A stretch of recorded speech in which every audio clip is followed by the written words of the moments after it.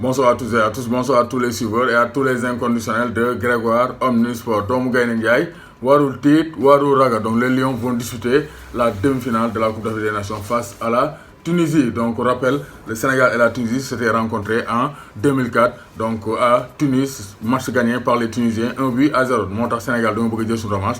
En 2017 on les a battus en match de poule, mais ça c'est pas très important. Ñun li ñu soxal mooy jël suñu revanche face à l'Algérie en phase à élimination directe. Quart de finale dañoo éliminé en 2004 chez eux. Cette fois-ci on veut les éliminer. Maintenant pour les éliminer il faut que le Sénégal développe un jeu rapide et un jeu efficace. Parce que Tunisiens yi donc dinaa def vidéo wan leen les failles tunisiennes, les points forts et les points faibles des Tunisiens. Mais Sénégal lan lañu war a jouer. Sénégal cas de figure yi mën a présenté wu face à la Tunisie mu ngi nii. Donc Sénégal Tunisie mën naa ñëw indi bloc bas. Donc le bloc bas c'est l'actualité des Lions du Sénégal dans cette Coupe d'Afrique des Nations. Parce que équipe bi dañ bu ñëwee mën naa ñëw taxaw xaar Sénégal. Donc parce que Tunisie mën nañ ko ak Alain Giresse ils peuvent ñëw donc ñu ñëw taxaw xaar Sénégal bu ñu taxawee xaar Sénégal nañ am ay possibilités. Parce que donc les excentrés Ismaïla Sarr et donc Sadio Mané peuvent donc être entre les lignes, donc entre la ligne défensive tunisienne et le milieu de terrain. Donc bu ñu nekk entre milieu de terrain ak défenseur tunisien yi ni mooy def ay appel bu leen joxee bal mën nañu indi ak Mbaye Niang donc mën wala Mbaye Diagne wala Moussa Konaté donc par rapport donc au numéro 9 qui sera titulaire.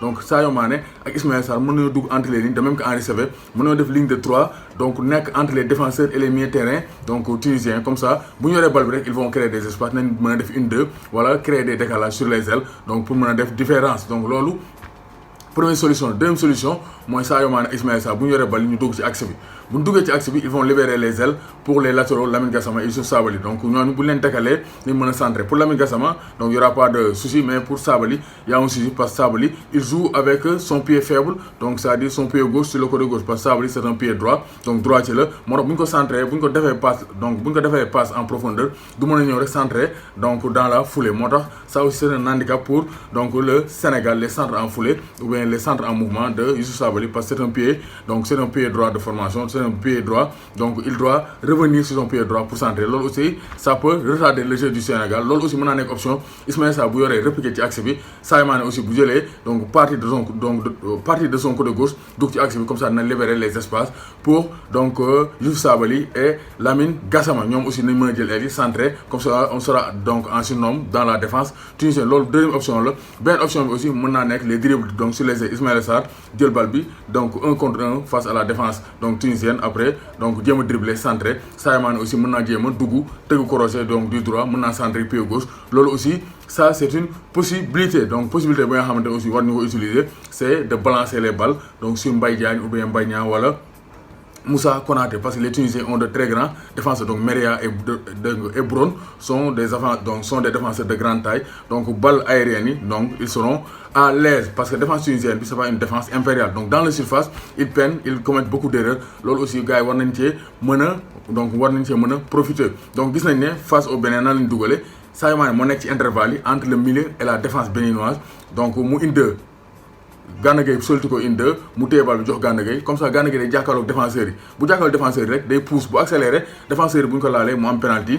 Donc sinon ñu bàyyi ko mu dóor mu dugg. Donc ça c'est la première possibilité mooy li ma wax sànq nekk ci intervalle yi. Sadio Mané, Ismaïla Sarr, Henri Saivet mënoo nekk ci intervalle yi entre les défenseurs et les milieux de terrain. Bu ñu laajee bal yi rek avec leur vitesse et avec leur technicité donc ils peuvent donc provoquer donc des une-deux, provoquer des penalties ou bien marquer des buts forcément. Donc deuxième possibilité bi damay répéter, deuxième possibilité bi mooy Sadio Mané, Ismaïla Sarr dugg ci axe bi. Bu ñu duggee ci axe bi donc bu ñu yoree bal bu ñu duggee ci axe bi Sabaly ak Gassama jël péage bi donc jël les ailes, comme ça nañ leen mën a passe décalé par Henri Saivet après ñoom ñu mën a tëgg seeni centre. Donc troisième possibilité bi mooy Ismaïla Sarr ak Sadio Mané jël bal bi songu latéraux yi en un contre un jéem leen dribbler pour mën a def ay décalage retrait wala centre. Donc ça sont des possibilités de jeu pour l'équipe nationale du Sénégal, des leçons tactiques pour donc déverrouiller le bloc bas ou bien le dispositif des Tunisiens et s'imposer face à la Tunisie et se qualifier en finale. Parce que ren li ñu bëgg mooy coupe la ñu bëgg Sénégal, coupe la ñu bëgg jaajew ras. Su ngeen bëggee ci maillot yi maillot simple wala maillot flocage donc tapale ci numéro WhatsApp la 77 404 96 01 donc numéro WhatsApp la mu ngeen ko contacter ci 77 404 96 01 après ngeen wax seen commande su fekkee Sénégal ngeen ne donc dañ leen mën a livrer su fekkee Europe ngeen ne wala ci diaspora bi dañ leen ko mën a livrer par GP wala par la poste wala ñu xool benn moyen pour livrer leen ko mais en tout cas tous les moyens de livraison sont disponibles pour jox leen seen maillot 77 404 96 01